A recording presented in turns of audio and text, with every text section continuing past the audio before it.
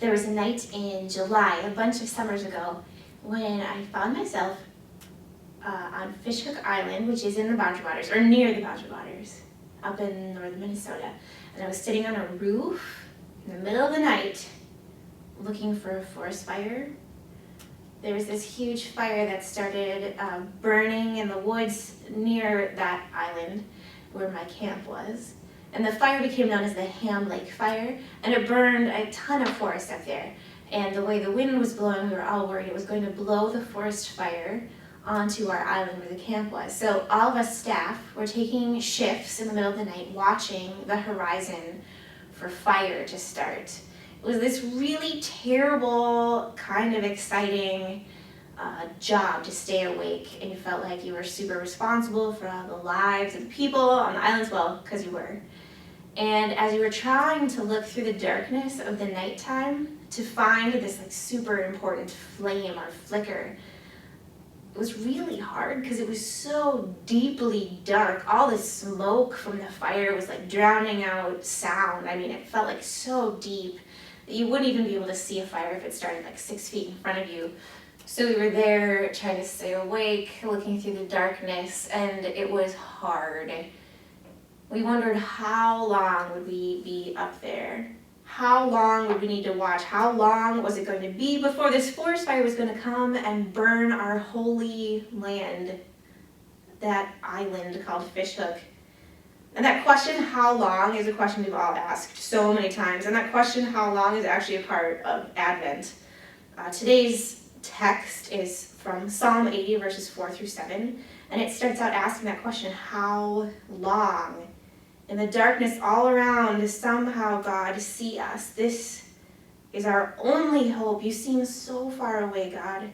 We're begging to see your light. It's been so long that we've hungered with nothing but tears to sustain us, tears over the broken shadows that darken the night. It's kind of how it felt up on the rooftop. And it's a question we asked. It's a question we've all asked everyone. It's totally random parts of our life. How long, God, before our loved one is healed? How long before we get that new job? How long until we feel your presence, God, with us? How long can we possibly deal? Up on that rooftop, we asked that question, and we're starting to despair for that land that was so holy, that we loved. And randomly, probably in sleep deprivation or smoke inhalation or something, I thought of that verse from Matthew where John the Baptist says, hey peeps, someday soon this one is coming and he's going to be greater than I am, and he will not only baptize you with water like I do, but he will baptize you with the Holy Spirit and with fire. And sitting up on that rooftop watching for forest fire to come take my Holy Land from me, that being baptized by fire meant something brand new, and instead of being terrifying, it was slightly hopeful. It kind of felt like Advent that July up on that rooftop.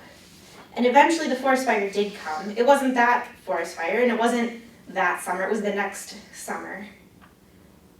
But I wrote this poem, which is a nativity poem. It's like an Advent poem. It asks that question, how long, but then it ends with hope. So here's another poem. This is how the birth of the Ham Lake Fire came about.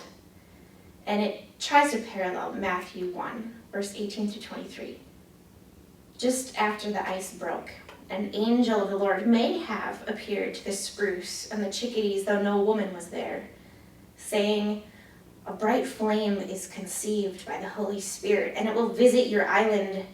And to the moose it said, a rebirth will occur, and you shall name it the Ham Lake Fire.